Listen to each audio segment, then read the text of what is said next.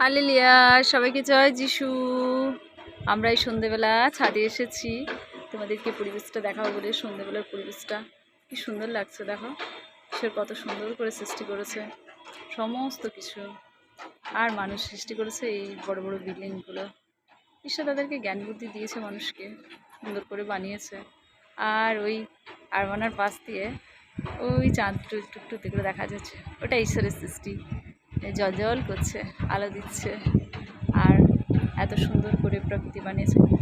আর যিশুবারে ধন্যবাদ দেই, কত সুন্দর করে প্রকৃতি সৃষ্টি করেছে। কি সুন্দর লাগছে দেখো, প্রকৃতিটা খুব সুন্দর লাগছে। প্রভুরে ধন্যবাদ দেই। আর পাখিগুলো এই সময় বাড়ি ফিরছে, অনেক কিচকিচ কিচকিচ আওয়াজ করছে, তাদের কণ্ঠে কত সুন্দর সুর দিয়েছে ঈশ্বর।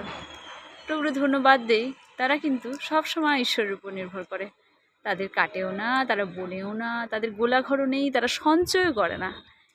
কিন্তু মানুষ, আমরা কত ভাবনা চিন্তা করি, কি খাবো কি পরবো প্রতিনিয়ত ভেবে থাকি। প্রভুকে ধন্যবাদ দেই সুন্দর এই সৃষ্টির জন্য।